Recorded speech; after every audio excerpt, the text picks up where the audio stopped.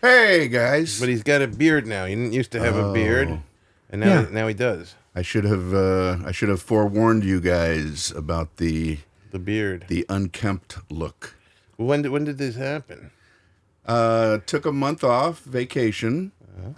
Decided not to shave, and then when the vacation was over, I've never performed with a beard. So the very first show I was going to do, I was like, I'm going to try one show with a beard and just see what happens. And the show went well, and I had never had a good show before that. Yes, no, finally, you found the key. Like, there we go. I've got my thing. I've got my little gimmick. So the next night I was going to shave it, and I'm like, well, last night went well. I'll just keep it. It was just a weekend thing. And so that was like about a month and a half ago. So I just have decided not to shave it. It's probably not permanent. It'll probably go at some point. Do you remember George Carlin's poem about beards? I don't. And hair? It's not weird. It's just a beard. So you got the beard and you go and do a show. Now, if the next show you did, everyone in the audience had a beard, would you continue on with the beard? It's a great question. I mean, you just look out there and the entire men, women, everyone. Yeah, I'd be going, I think this is going in a direction I did not intend. Trendsetter over there.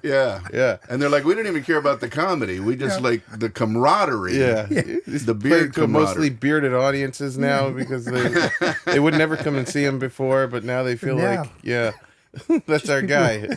There was a comedy, not a team because it was 4 different guys, called the Beards of Comedy. Are you familiar with that? I think I have heard about that. There were 4 guys that Zach toured. Galifianakis was one of them? I don't think he was. I could be wrong. Joe Zimmerman was one. Okay. And then there were 3 other guys, and that was the only thing they had in common. They did it to be funny, like as if there was some reason that they were touring. So they went around as the Beards of Comedy, and they got a lot of gigs out of it. I don't think they still do it. But, because of the beard part of it, or that was the only thing that they had in common. They all had a different style of comedy. They're all funny guys, but they were the Beards of Comedy. If you grew a beard, Mark, then the 3 of us could maybe make some money. I used to have a beard. Yeah. When I was 18 years old. I was writing. I was a poet in Greenwich Village. I lived in the village. You really were a poet? Absolutely. Okay. And I grew the poet's beard that you had to have. This is amazing. I sat at the Figaro Cafe writing poetry. How has this never come up before? Do you have any of these poems still? I do. I have I had a girlfriend back there for a couple of years, and she sent me a box of all my writing. Are they good? I used to have poetry readings in my house. I mean, I was really into it. I gotta hear these poems. Yeah, I'll bring them next time. Do you know any of them by heart? I don't. So was this like a career quest? Was this like prior to comedy and you were hoping to maybe make a living as a poet? No. I wasn't even looking to make a living as a comedian when I started. None of us had any idea. I don't know when you started. It started late 70s. There was no place to go. Right. They had the mountains and a couple of these big things for big comedians, but there were no comedy clubs. So it was just for fun when you first started? No, we did it because we wanted to be comedians, but we had no idea what we'll ever be out there. And then they started opening clubs, and we had a career. And we immediately became headliners because we've been doing it a while. When they opened the club, they needed somebody. Uh-huh. So it was, but I did the poetry thing. Man, oh man. Did you do beat poetry? Yeah, I wrote rhymes. I used to rhyme a lot. Did you smoke cigarettes? I did, and 20 cups of coffee a day. Amazing. Drank a lot. Yeah, with the beard. You're doing the whole thing.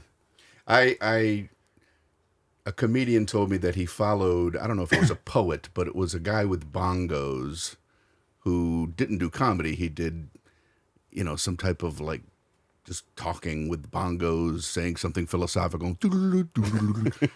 And he said that he had to follow this guy with the bongos, and Reagan was in office at the time, and the guy on the bongos apparently didn't like Reagan, and he closed his set, if you will, by he goes, Reagan, we denounce you.